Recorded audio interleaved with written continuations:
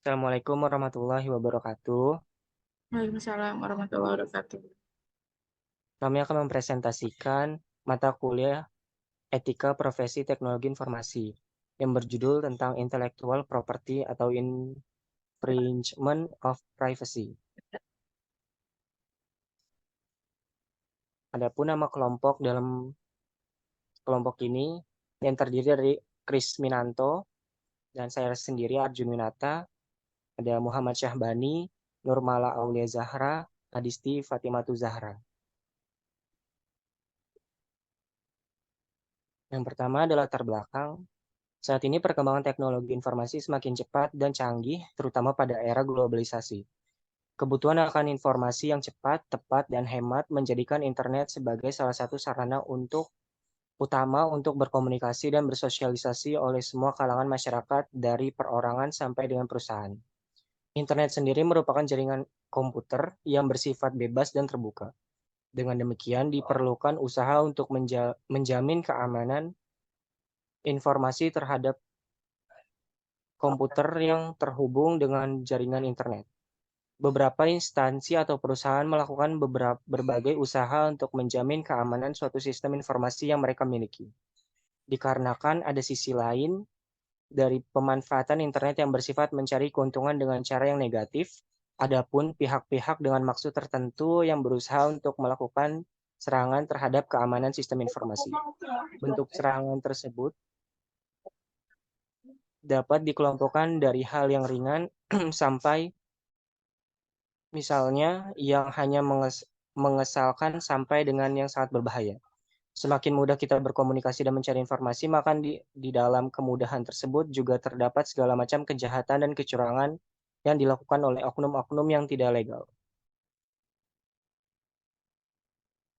Next slide. Selanjutnya ada maksud penulisan. Maksud penulisan ini ialah untuk memberikan informasi dan pemahaman tentang hal kekayaan intelektual dan pelanggaran privasi.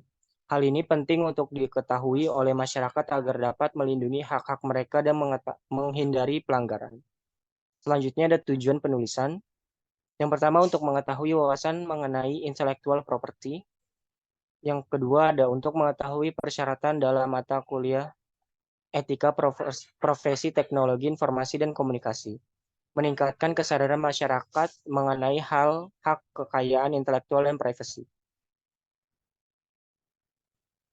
Cybercrime. Cybercrime adalah pelanggaran yang dilakukan di internet dengan menggunakan komputer dan jaringan teknologi yang disediakan oleh infrastruktur informasi dan komunikasi.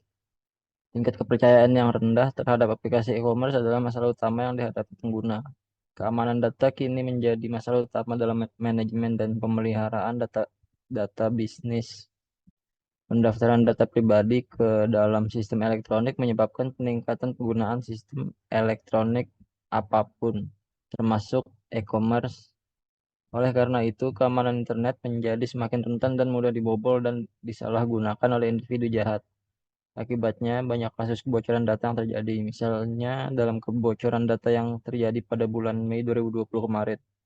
10 perusahaan digital mengalami kebocoran data dengan total 73 juta lebih data yang bocor. Termasuk situs e-commerce bineka.com yang memiliki 1,2 juta pelanggan. Kelompok hacker menjual data pribadi pelanggan tersebut secara bebas di pasar web gelap dengan tujuan untuk mendapatkan keuntungan dari penjualan data tersebut. Istilah terjemahan untuk terminologi cyber law di Indonesia belum menemui titik temu dan menjadi satu definisi yang pasti karena belum adanya kesepakatan dari para ahli tentang hal tersebut. Bahkan dalam aturan yang ada pun tidak dijelaskan definisi dari cyber law. Sampai saat ini ada beberapa istilah yang dimaksudkan sebagai terjemahan dari cyber law, misalnya hukum informasi, dan hukum telematika. Untuk Indonesia sendiri, cyber law meliputi copyright, trademark, defamation, hate speech, hacking, virus, illegal access, regulation internet resource, privacy, data care, criminal liability, procedural issue, dan lain-lain. Electronic contract, pornografi, robbery, consumer protection, e-commerce, serta e-government. Pengertian infringement of privacy, kejahatan ditunjukkan terhadap informasi seseorang yang merupakan hal yang sangat pribadi dan rahasia. Kejahatan ini ditunjukkan terhadap keterangan pribadi seseorang yang tersimpan pada formulir data pribadi yang tersimpan secara komputerisasi, yang apabila diketahui oleh orang lain dan dipakai untuk hal yang merugikan secara material maupun immaterial seperti nomor kartu kredit, nomor PIN ATM. Privasi kadang dihubungkan dengan anonimitas, walaupun anonimitas terutama lebih dihargai oleh orang yang dikenal publik. Privasi dapat dianggap sebagai suatu aspek dari keamanan. Contoh lainnya adalah jika informasi yang secara sukarela diberikan tersebut dicuri atau disalahgunakan seperti pada pencurian identitas. Privasi sebagai terminologi tidaklah berasal dari akar budaya masyarakat Indonesia. Faktor penyebab infringement of privacy. 1. Kesadaran hukum. Masyarakat Indonesia sampai saat ini dalam merespon aktivitas cybercrime masih dirasa kurang. Hal ini disebabkan antara lain oleh kurangnya pemahaman dan pengetahuan masyarakat terhadap jenis kejahatan cybercrime. Mengenai kendala yakni proses penataan terhadap hukum. Jika masyarakat di Indonesia memiliki pemahaman yang benar akan tindak pidana cybercrime, maka baik secara langsung maupun tidak langsung masyarakat akan membentuk suatu pola penataan melalui pemahaman komprehensif